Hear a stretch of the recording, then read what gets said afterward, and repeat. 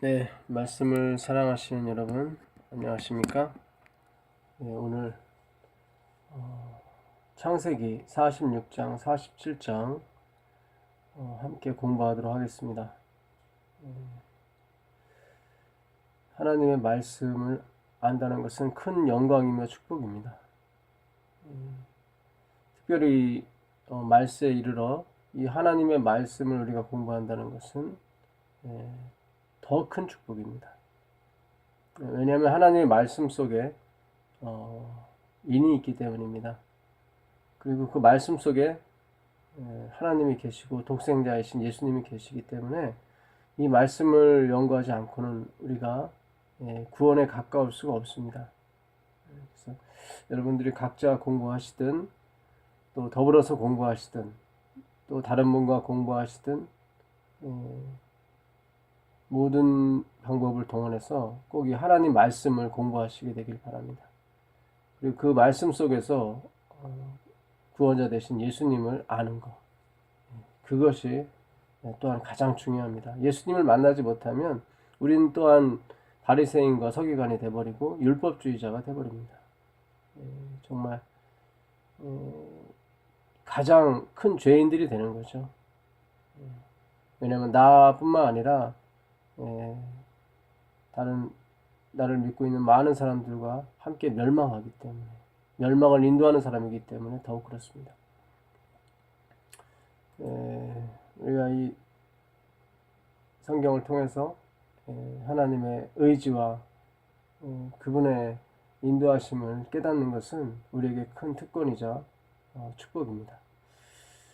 46장, 47장은 드디어 요셉이 그 아버지 야곱을 만나는 순간입니다. 그리고 그 야곱이 바로를 만나게 되고 바로에게 고센 땅을 요구하게 되죠.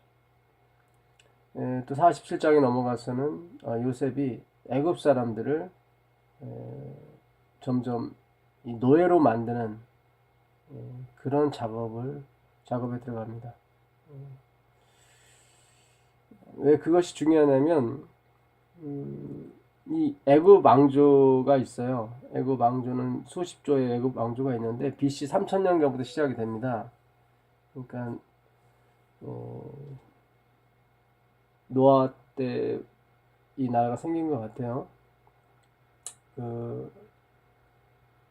그런데 이 애굽 왕조가 잘 오다가 12왕조부터 좀 흔들립니다. 그래서 그 이후에 13왕조부터 그 셈족 계통의 힉소스 민족이 와서 지배를 하게 되죠. 그때가 바로 요셉이 등장하는 시기입니다. 그래서 그 셈족들은 이방인들을 다스리고 있기 때문에 어떻게 다스릴지 몰랐어요. 굉장히. 그래서 술 맡은 관원장, 떡 맡은 관원장도 배반을 했었죠. 가장 친위대인데 그렇게 아주 좀 정권이 불안했었습니다. 자기들의 정권을 잘 유지시켜줄 사람이 필요했는데 때마침 요셉이 나타났던 거죠. 그러다 보니까 감옥에 있던 그 말단 정말 히브리 노예를 그들이 총리를 삼았던 것입니다. 어차피 뭐 히브리 사람은 소수고 자기들이 얼마든지 무력적으로는 요셉을 관리할 수 있다고 생각했기 때문에 안심하고 사실 총리를 세운 것이죠. 그래서 이 힉소스 민족, 셈직 계통의 민족이 이 함족 계통의 이 애굽 사람을 400여 년간 13왕조, 14왕조, 15왕조, 16왕조, 17왕조까지 다스립니다. 그리고 18왕조부터는 아모세 1세라는 사람이 이 18왕조를 여는데 그 사람은 힉소스 사람을 다 내쫓은 애굽 본토인이에요. 그러다 보니까 요셉을 모르죠. 출애굽기 1장 8절에 보게 되면 이 민족이 애굽 민족이 요셉을 모르는 사람이 왕이 되었다고 나와 있거든요. 그러면서 요셉이 자기들을 다 종을 삼았어요. 식량으로 인해서 그 보복으로 히브리 사람들을 다 종을 삼게 되죠. 그러는 바람에 그들의 고통이 하늘에 사무치게 됩니다. 결국 그때 마침 약속하신 대로 4대 만에 400년 만에 그 예수님께서 그들을 애굽 땅으로 인도하시죠.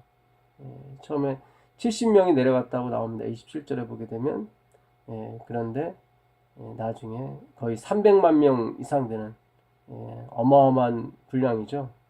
정말 주께서 약속하신 대로 땅의 티끌과 같이 많게 주님께서 가나안 땅으로 돌아오게 하십니다. 그래서 이 하나님의 섭리, 예수님의 섭리는 우리가 참 측량하기 힘들어요. 참 그 때를 따라 준비를 하시는 거죠. 요셉을 총리로 맞이할 수밖에 없는 정치적 상황을 만드시고 다시 그들이 가나안 땅에 갈 수밖에 없는 정치적 상황을 또 만드시죠. 이게 모든 애굽의 정치 변화가 다 하나님의 말씀을 이루기 위해서 일어나는 일들입니다. 예수님이 역사의 중심이시고 역사를 운행하시는 주역이시죠. 우리가 성경을 통해서 이걸 깨닫는다면 여러분들은 성공한 것입니다. 46장 1절부터 보게 되면 이스라엘이 모든 소유를 이끌고 발행하여 브엘셀바에 이르러 그 아비 이삭의 하나님께 희생을 드리니 이 브엘세바는 가나안의 맨 밑입니다. 맨 꼭대기가 단이었죠. 그래서 이스라엘을 우리가 통칭할 때 단부터 브엘세바까지 이렇게 이스라엘의 영토를 말할 때 쓰기도 합니다. 밤에 하나님이 이상 중에 이스라엘에게 나타나시고 불러 가라사대 야곱아 야곱아 하시는지라. 야곱이 가로되 내가 여기 있나이다 하매 하나님이 가라사대 나는 하나님이라 내 아비의 하나님이니 애굽으로 내려가기를 두려워 말라. 내가 거기서 너로 큰 민족을 이루게 하리라. 내가 너와 함께 애굽으로 내려가겠고 정녕 너를 인도하여 다시 올라올 것이며 요셉이 그 손으로 내 눈을 감기리라 하셨더라. 이때 야곱의 나이가 130입니다. 이때 하나님께서 나타나셨죠. 그 야곱에게 나타난 횟수가 많습니다. 첫 번째 나타난 것은 그가 도망 중에 루스라는 곳에서 돌베개를 베고 잠을 잘 때 꿈에 예수님께서 나타나시죠. 28장 12절에 꿈에 본즉 사닥다리가 땅 위에 섰는데 그 꼭대기가 하늘에 닿았고 또 본즉 하나님의 사자가 그 위에서 오르락내리락 하고 또 본즉 여호와께서 그 위에 서서 가라사대 나는 여호와니 너의 조부 아브라함의 하나님이요 이삭의 하나님이라. 너 누운 땅을 내가 너와 내 자손에게 주리니 내 자손이 땅의 티끌같이 되어서 동서남북에 편만할지며 땅의 모든 족속이 너와 내 자손을 인하여 복을 얻으리라. 이게 첫 번째로 나타난 바로 하나님이셨어요. 예수님이셨죠. 그 다음에 두 번째로 그가 삼촌 라반의 집에서 거부가 됐지만 고생을 할 때 그때 하나님이 나타나십니다.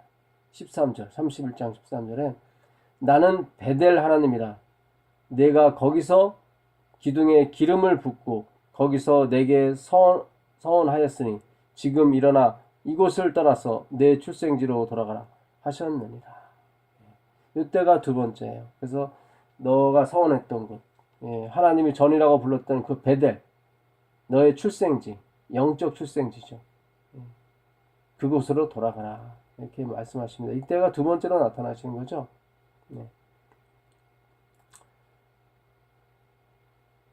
그 다음에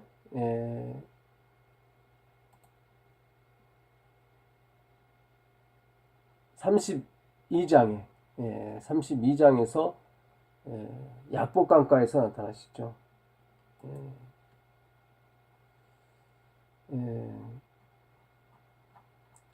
야곱의 씨름이라고 합니다. 야곱의 씨름.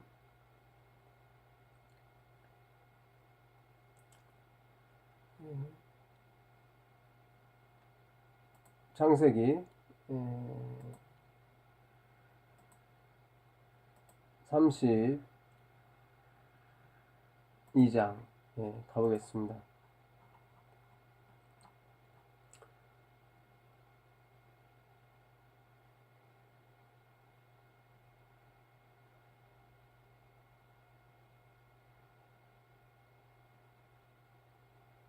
여기 32장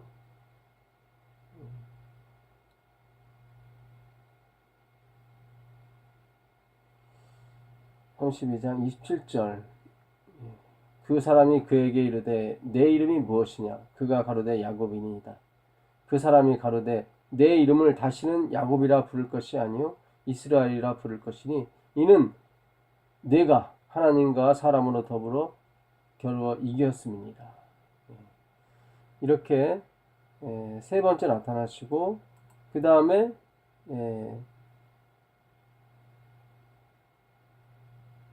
네 번째 35장 1절 그 딸 디나가 그 세겜의 족장의 아들에게 강간을 당하게 되고 두 오빠가 그 세겜 족장을 가족과 그 주민들을 다 남자들을 다 죽이죠. 그런 다음에 다시 하나님이 나타나십니다. 35장 1절 하나님이 야곱에게 이르시되 일어나 베델로 올라가서 거기 거하며 내가 내 형 에서의 낯을 피하여 도망하던 때에 내게 나타났던 하나님께 거기서 단을 쌓으라 하신지라. 그리고 오늘 46장 그 요셉이 부르는 애굽 땅으로 갈 때 정말로 수레도 보여주고 뭐 훌륭한 선물, 값비싼 선물도 다 이렇게 주어서 그가 움직이지만 마음이 이렇게 확 돌아선 것 같진 않아요.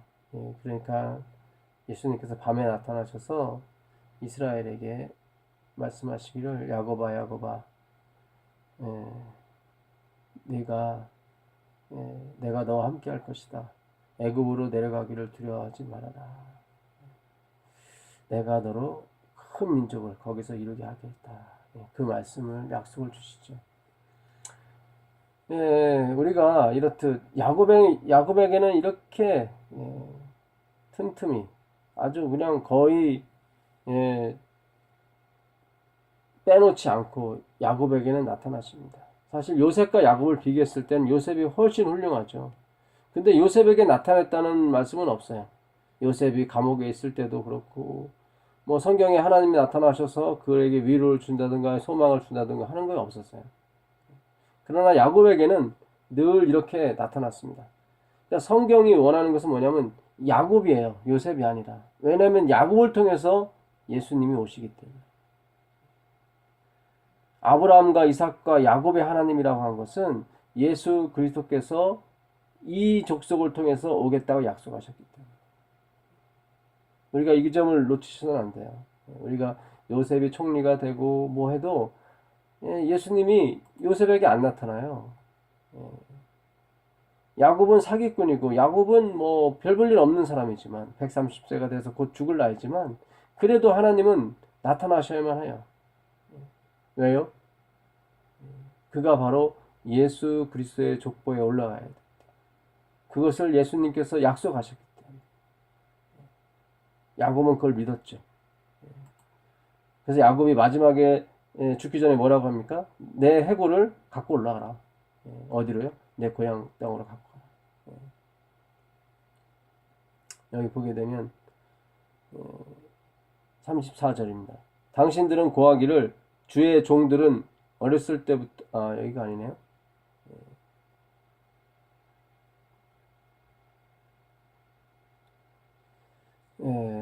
47절이죠. 47장에 가보시면 47장이요. 47장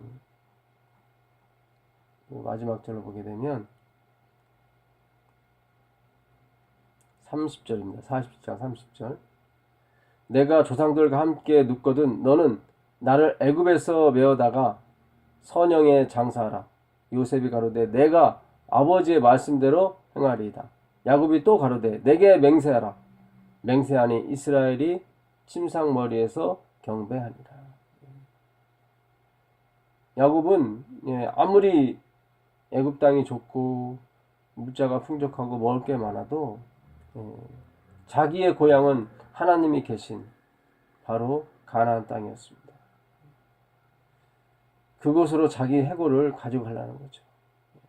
요셉도 마찬가지예요. 요셉도 죽을 때 그가 유언을 하죠. 자기 해골을 가지고 가라. 25절, 50장 25절 보게 되면 그 하나님의 땅, 은혜의 땅인 그 가나안 땅에 대한 미련을 버리지 못하죠. 약속의 땅이죠. 요셉이 25절입니다. 요셉이 또 이스라엘 자손에게 맹세시켜 이르기를 하나님이 정령 너희를 권고하시리니 너희는 여기서 내 해골을 메고 올라가겠다 하라 하였더라. 그 요셉이나 야곱이나 한결같이 그 하나님의 은혜의 나라, 하나님이 직접 통치하시는 나라, 그 나라에 항상 들어가기를 바랬습니다. 그래서 그들은 죽더라도 하나님이 계신 그곳에 묻히기를 바랬습니다. 뭐 지금으로 따진다면 애굽은 미국과 같은 도시죠. 물도 많고 나일강이 얼마나 그 많은 비옥한 토지를 만들어냅니까.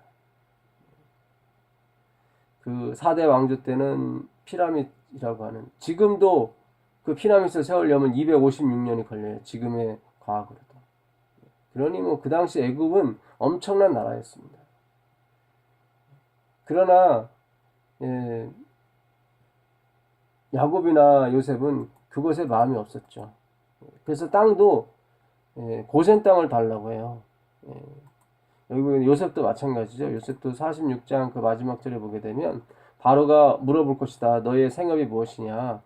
그러면은 우리는 목축하는 사람이라고 얘기해라. 왜냐면 애굽 사람들은 목축하는 걸 굉장히 가증히 여겼거든요. 또 히브리 사람도 굉장히 가증히 여겼었고. 34절 보게 되면 당신들은 고하기를 주의 종들은 어렸을 때부터 지금까지 목축하는 자이온데 우리와 우리 선조가 다 그러하니다 하소서. 애굽 사람은 다 목축을 가증히 여기나니 당신들이 고센 땅에 거하게 되리이다. 그리고 드디어 바로를 만났을 때 요셉이 시켜준 대로 똑같이 그럽니다. 47장 4절에 그들이 또 바로에게 고하되 가나안 땅에 기근이 심하여 종들의 때를 칠 곳이 없기로 종들이 이곳에 우거하러 왔사오니 참컨대 종들로 고센 땅에 거하게 하소서. 그리고 46장에서도 야곱이 고센 땅에 도착했을 때 유다를 먼저 보냅니다.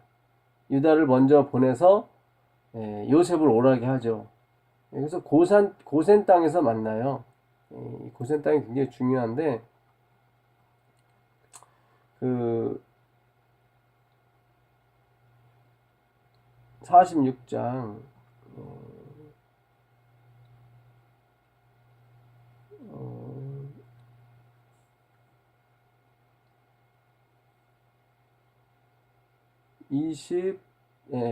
28절이네요.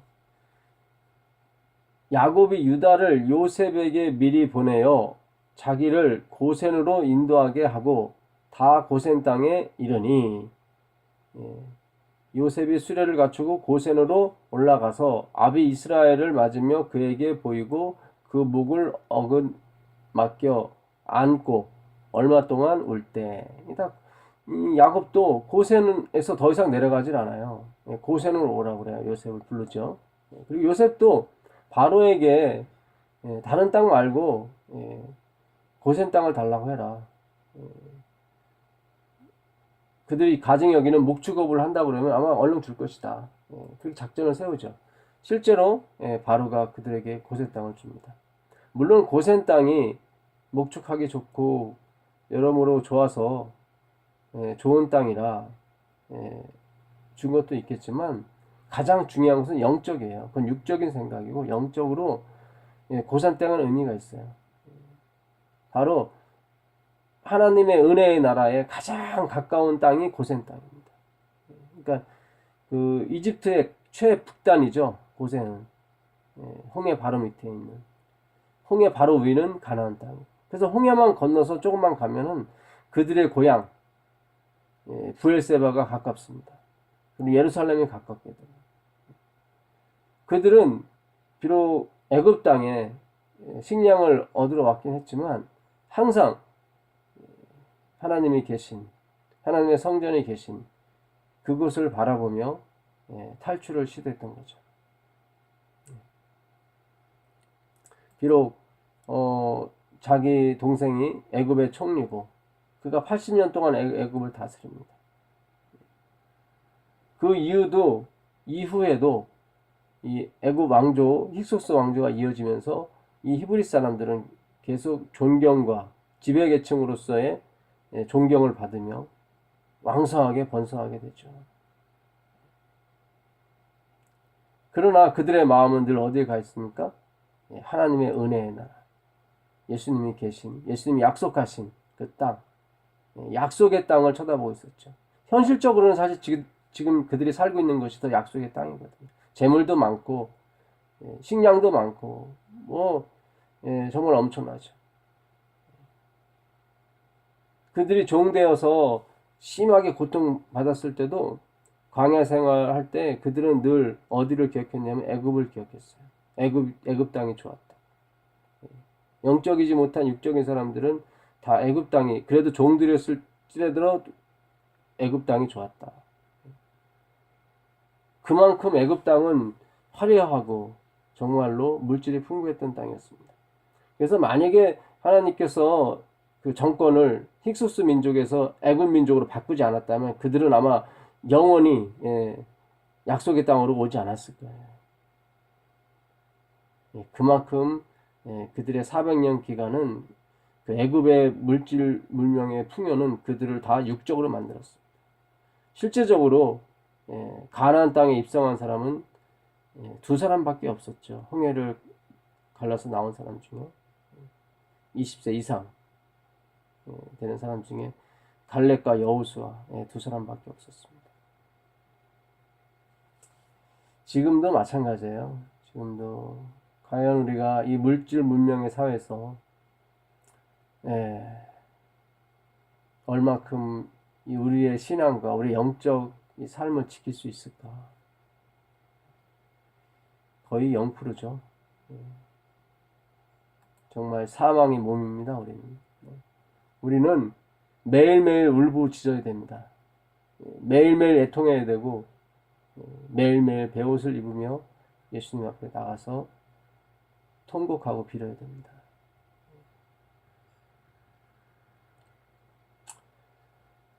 그래서 결국 야곱과 요셉의 작전대로 그들은 고센 땅에 거하게 되고 늘 하나님의 약속의 땅을 바라보며 소망을 두고 살게 되죠. 죽을 때도 그들은 자기의 해골들을 바로 하나님이 계신 그 땅으로 가지고 가라고 우리가요, 이 천국 가는 것이 쉽지가 않습니다. 정말 우리는 비록 육체 가운데 거하여 살지만은 우리의 마음만큼은 늘 예수님이 계신, 예수님이 통치하시는 그 은혜의 나라, 정의의 나라, 사랑의 나라를 사모해야 될 줄 믿습니다. 언제나 우리가 이 땅의 나그네임을 깨닫고 이 땅의 마음을 둬선 안 돼요. 그 요셉이 식량으로 애굽에 온 돈을 다 긁어 모읍니다. 그리고 요셉이 그 돈을 하나도 착복하지 않고 다 바로에게 갖다 주죠. 47장 14절 보게 되면 요셉이 곡식을 팔아 애굽 땅과 가나안 땅에 있는 돈을 몰수히 거두고 그 돈을 바로의 궁으로 가져오더라. 그러니까 요셉의 정직성은 정말 대단했습니다. 자기가 딴 주머니 찰 수 있었는데 그렇지 않았어요. 여기 보니까 몰수히 걷어서 다 바로에게 갖다 줬습니다. 물론 요셉이 충성되고 요셉이 정직해서 그럴 수 있다고 치겠지만 이게 쉬운 일은 아니에요. 예수님 때나 옛날이나 지금이나 하나님과 유일하게 견줄 수 있는 것이 있는데 그것이 무엇입니까? 돈이에요.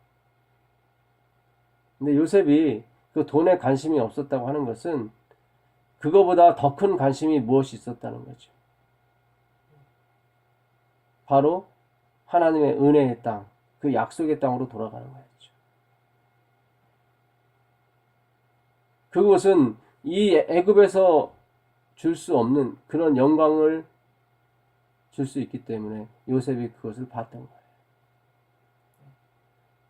엄청난 하나님의 은혜를 봤기 때문에, 엄청난 하나님의 그 은혜의 가치를 봤기 때문에 애굽에서 유혹하는 가치는 그를 유혹할 수가 없었습니다.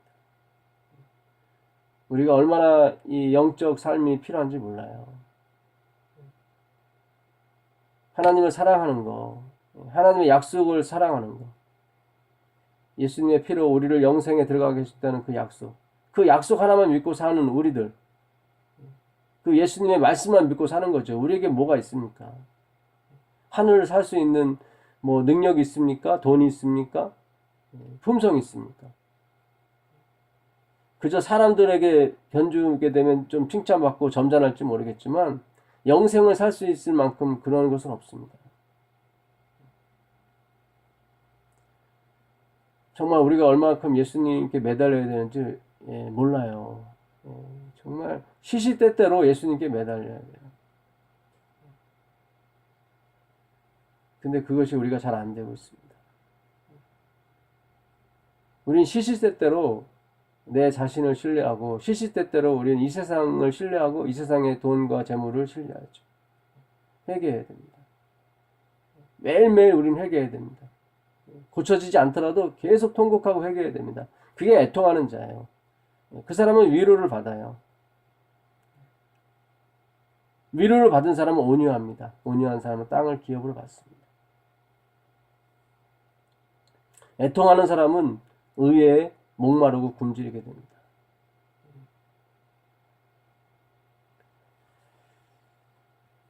그 요셉이 이 애굽 본토인을 아주 기묘하게 노예로 만들어 버립니다. 그러다 보니까 힉소스 왕조는 요셉이 너무너무 좋은 거예요. 너무너무 고맙고 무력으로 안 되는 것을 자원하는 마음으로 그들이 노예가 되겠다고 들어오고 있다. 처음엔 돈을 다 팔았죠. 근데 돈이 없으니까 그 애굽 주민들이 다음에 무엇을 가져옵니까?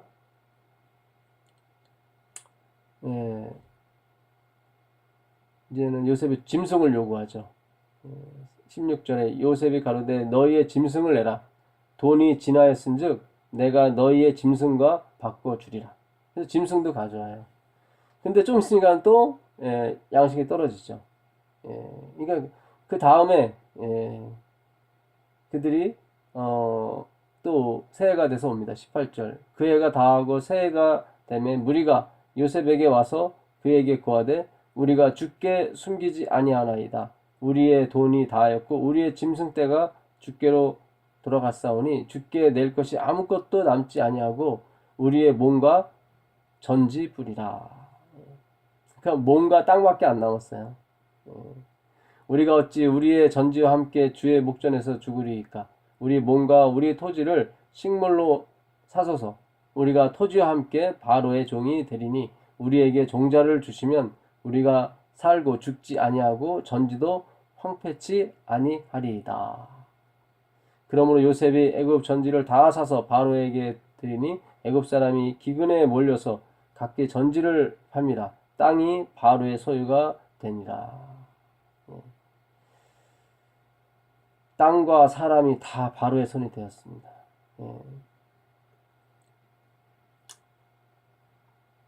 이게 식량으로 서서히 처음에는 돈, 그 다음에 짐승, 그 다음에 땅, 그 다음에 자기 몸. 갑자기 처음부터 노예가 되라고 하면 안 됐을 거예요. 근데 이렇게 하나하나 빼앗기면서 자연스럽게 자기 몸도 다 줘버리고 말았습니다. 이 개구리가요, 뜨거운 물에 갑자기 들어가면 살아요. 너무 뜨거워서 이렇게 튀어나옵니다. 근데 그 물을 조금씩 온도를 개구리가 못 느낄 정도로 조금씩 온도를 높여가면 개구리가 몰라요. 그러다 죽어요. 우리가 이 마지막 때 사건도 이와 비슷합니다. 지금 우리가 뭐 일요일 협력만 내리면 그때 내가 다 준비해서 가겠다 하는데 그렇게 되지 않아요. 사탄이 그렇게 뭐 정신 바짝 차리라고 그렇게 하지 않습니다. 그렇게 하는 것이 아니라 이제 조금씩 세상에 물들게 만들고 세상의 물질과 세상의 권력, 세상의 욕망에 조금씩 우리의 마음을 사들이죠. 나중에 미국이요, 전 세계를 아마 식량으로 다 노예 삼을 거게 될 겁니다. 처음에는 정신은 안 팔겠다고 하지만 점점 배가 고프고 점점 미국이 주는 식량을 먹음으로써 그들의 입맛에 따르게 돼 있어요. 다 돼 있어요. 애굽 사람이 보통 사람들입니까? 히브리 사람들하고 식사도 안 했어요. 아까 그 45장에 보니까 히브리 사람과는 식사도 안 해서 상도 따로 차렸어요. 그럴 정도로 아주 콧대가 셌던 사람들이에요. 근데 어떻게 이렇게 종이 됩니까? 그것도 힉소스 민족, 그것도 센족 계통의 사람에게 종이 자발적으로 된다는 것은 이거는 우리는 이거보다 더 쉽게 될 것입니다. 결국 우리가 이 종의 노예가 마귀의 노예가 되지 않으려면 결국 요셉의 줄에 서야 되는 겁니다. 야곱의 줄에 서야 되는 거예요. 이 야곱의 줄을, 요셉의 줄은 무엇입니까? 오직 하나님의 나라를 사모하는 거죠. 하나님의 은혜를 사모하는 거죠. 그 하나님의 은혜의 정점에 있는 것이 뭐예요? 십자가죠. 십자가에 달리신 분이 누굽니까? 하나님의 아들입니다. 바로 예수 그리스도. 그것만이 우리를 육으로부터 해방되어 주는 것입니다. 진리를 알지니 진리가 너희를 자유케 할 것이라고 말씀했거든요. 여러분, 이 창세기 46장, 47장은 너무너무 중요합니다. 우리가 정말 이 마지막 시대를 어떻게 하면 이 재물의 노예로부터 이 권력과 이 편안함의 노예로부터 어떻게 우리가 유혹을 벗어날 수 있을까? 우리는 육적인 사람이기 때문에 우리 스스로는 벗어날 수가 없어요. 오직 예수님만이 우리를 벗어나게 해주십니다. 예수님만이 우리의 유일한 피난처시요 우리의 유일한 소망인 것입니다.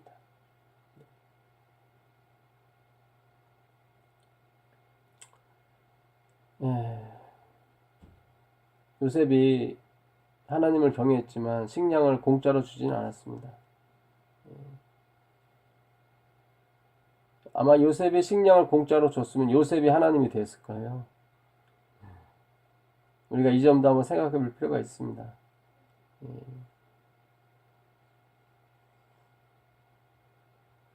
우리에게 식량과 모든 걸 공짜로 주시는 분은 바로 하나님 한 분밖에 안 계십니다. 요셉이 그걸 공짜로 주지 않았기 때문에 우리 하나님의 은혜가 우리에겐 더 귀해 보이는 것입니다. 우리가 이 요셉의 정치에 대해서 요셉이 구제하는 것에 대해서 우리가 조금 더 생각해 볼 필요가 있습니다. 이 세상의 모든 것이 다 공짜로만 주어진다면 예수님이 우리에게 주시는 그 선물이 안 될 거예요. 당연시가 될 거예요. 이 세상이 각박하면 각박할수록 우리에게 다가오시는 분은 바로 예수 그리스도입니다. 그분의 은혜가 생각나고 그분의 십자가가 더 높여지게 되는 것이죠. 그럼으로써 우리에게 각박하게 하는 사람들에게 우리가 미움을 줄 필요는 없습니다.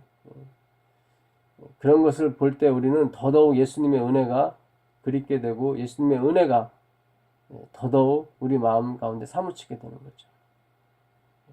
더더욱 예수님이 영광 가운데 높임을 받게 되는 것입니다. 오늘 창세기 46장 47장 공부했습니다. 너무너무 중요한 장입니다.